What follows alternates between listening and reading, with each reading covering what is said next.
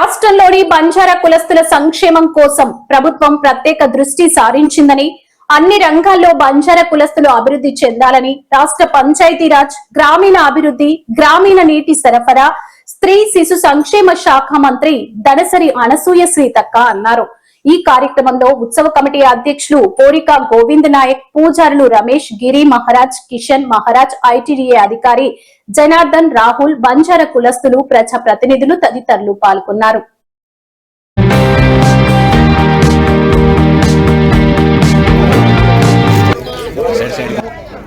बापू गंगा संदर सात संदर लंगोची बापू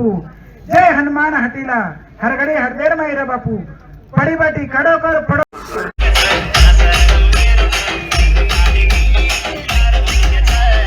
ये भी छेड़ रहा है योड़ रहा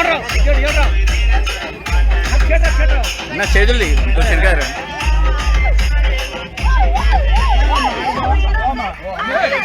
20 ఎకరాల్లో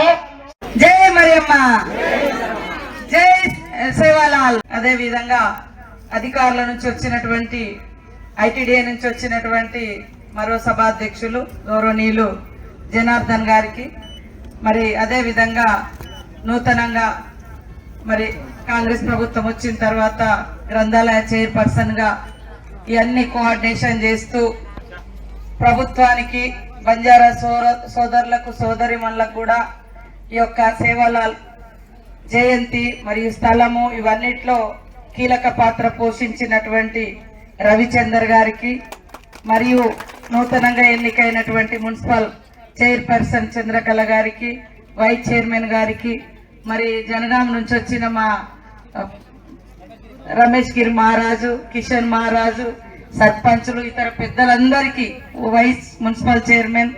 మరియు ఈ యొక్క సేవాలాల్ మహారాజ్ జయంతి నిర్వహణ కమిటీ అధ్యక్షులు రాహుల్ గారికి, అదే విధంగా వేదిక మీద